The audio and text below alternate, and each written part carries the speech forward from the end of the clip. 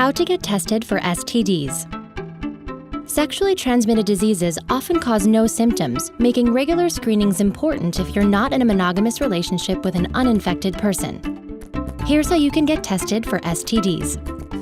You will need STD screening guidelines, a doctor or health clinic, and honesty. Step 1. Know the guidelines. The Centers for Disease Control recommends an annual chlamydia test for sexually active women under age 26 and for older women with a new or multiple sex partners, and an annual HIV test for sexually active men and women who are not in a long-term monogamous relationship. Men who have sex with men and are not in a monogamous relationship should also be tested annually for syphilis, chlamydia, and gonorrhea. If there's a possibility you've been exposed to any STD in the past year, you should get tested. The CDC recommends that females between the ages of 11 and 26 be vaccinated against human papillomavirus, some strains of which can lead to cervical cancer. Step 2. Ask your doctor to test you for STDs. STD tests are not a routine part of annual physicals, and having a pap test does not mean you've been screened.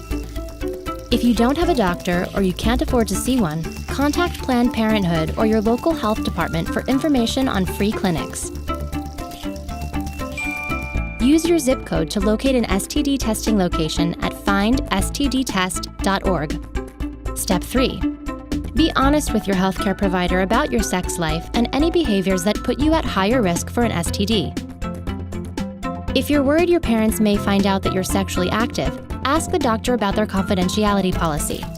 In many states, doctors cannot share information about your reproductive health without your permission unless they think you've been sexually abused. Step 4. Know what to expect. Your doctor will likely examine your skin, throat, and genitals for signs of infection and collect blood or urine for testing. They may also swab genital discharge, tissues, cells, or saliva.